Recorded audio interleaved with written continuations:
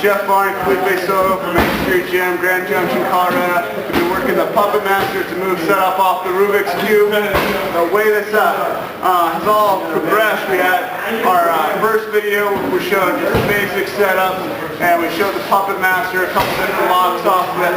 Then the second video, we showed some different setup going into the Puppet Master and rolling the guy over. It was called the drowning puppet. It's kind of like a swim move. And we also showed taking the guys back. So we're going to kind of go back to that concept of taking the guys back. But we're going to work in reverse. I was watching the video and I just started working it backwards. So I just thought if we can go one direction, we can go back the other way. So the way we did from here, we had him in the Rubik's Cube here. We were taking this arm, we were throwing it high, and we were coming around to the back this way. So if we can go that way into over-under control, we can go back from over-under control the opposite way. So let's go ahead, just sit up right here. We'll work it right from here. So I got over-under control. Maybe the guy's got good wrist control or we're in an MMA fight, got my gloves. I can't get the choke. Okay? So I'm going to give up that control to go into the Rubik's Cube and use that to immediately go right back into the Puppet Master. Okay, so we hook this through first. I keep wrist control right here. Scoop my hips out. I'm bringing this through here. Watch this movement. It's a zombie. What we do to get from the mission control to the New York. From here, I kick the leg over. We can go right back into our choke from before. Our apple crusher choke. Okay? So that's it. I call this transition from the back to the Puppet Master. I call the transition to Riddler. Okay, so we had the Rubik's Cube.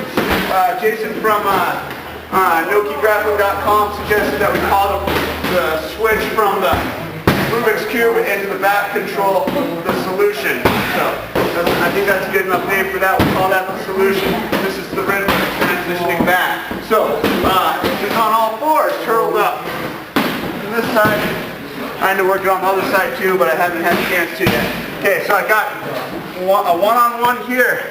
I'm going to use that to get this through. I'm getting wrist control right here. Fall back, pull them into me, start working this through here. Just like the zombie we do. Right here, let's say he goes back and face down. His head's there. I can't get this, so I got to grab my toe, push his head this way. We've still got all of our moves right here. So we can do the drowning puppet.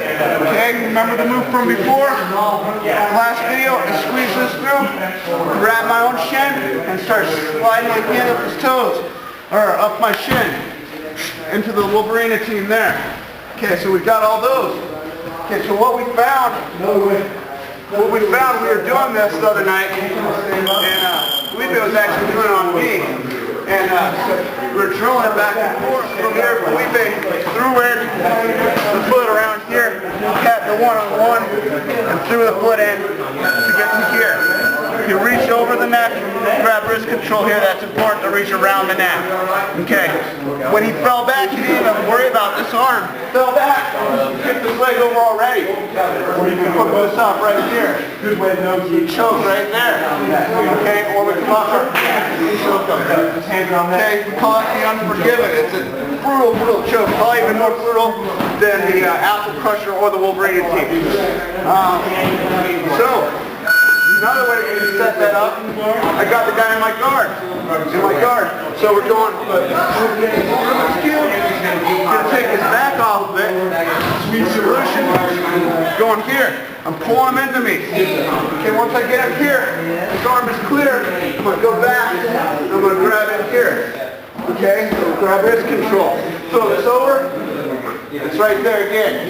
Same exact thing. Or grab your hand. You can't pull his head out.